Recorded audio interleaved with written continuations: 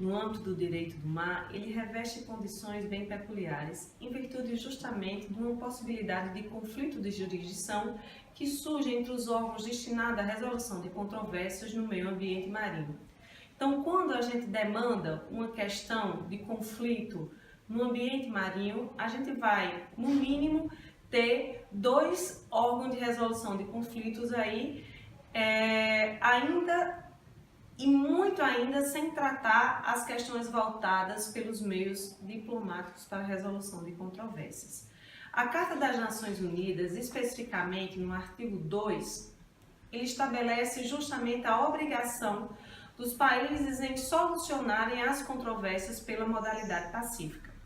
Mas apesar de existir essa obrigatoriedade de resolução de controvérsias pela modalidade pacífica, em contrapartida, ele abre e amplia várias possibilidades de resolução de controvérsias, de aceitação de meio jurisdicional de resolução de controvérsias.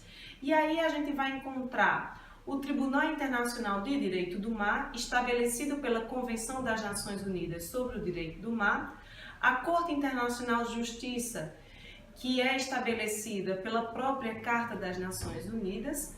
A gente vai também identificar o órgão de resolução de litígios da Organização Mundial de Comércio, que surge justamente no âmbito da estrutura da OMC, e temos também os tribunais arbitrais e as modalidades não jurisdicionais, como é a situação da conciliação e também da mediação e negociação.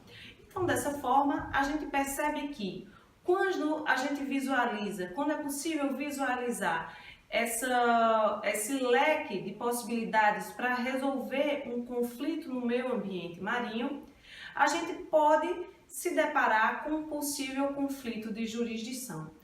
E aí vem sempre aquela questão: estamos diante de um problema destinado à litispendência internacional ou a gente tem um sistema pré-estabelecido para a solução dessas controvérsias?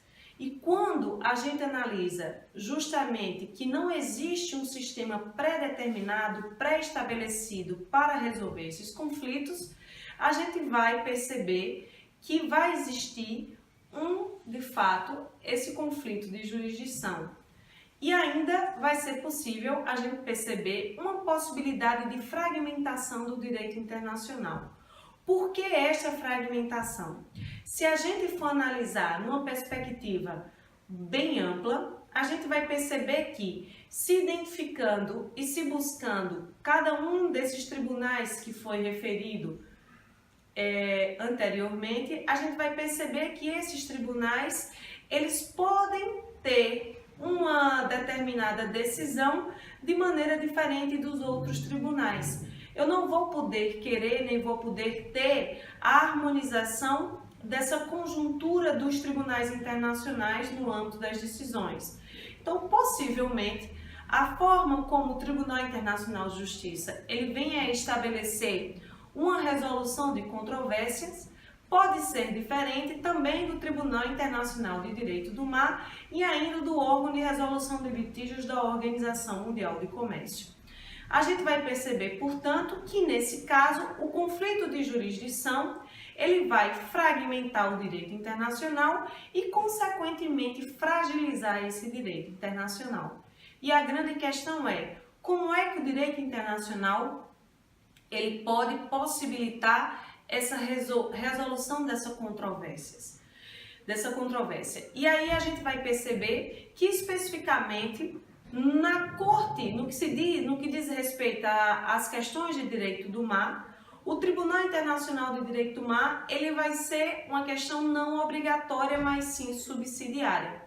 Subsidiária porque ele vai estar como jurisdição obrigatória apenas para as questões relacionadas à zona dos fundos marinhos, através da Câmara de Controvérsias dos Fundos Marinhos.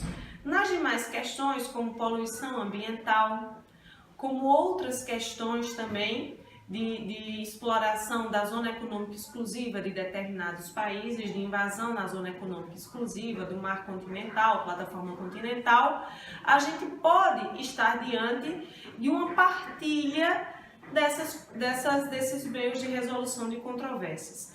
Mas assim como a própria Convenção das Nações Unidas estabelece, justamente para evitar essa fragmentação, é como se ele tivesse pensado um pouco à frente e vislumbrado a possibilidade desse enfraquecimento.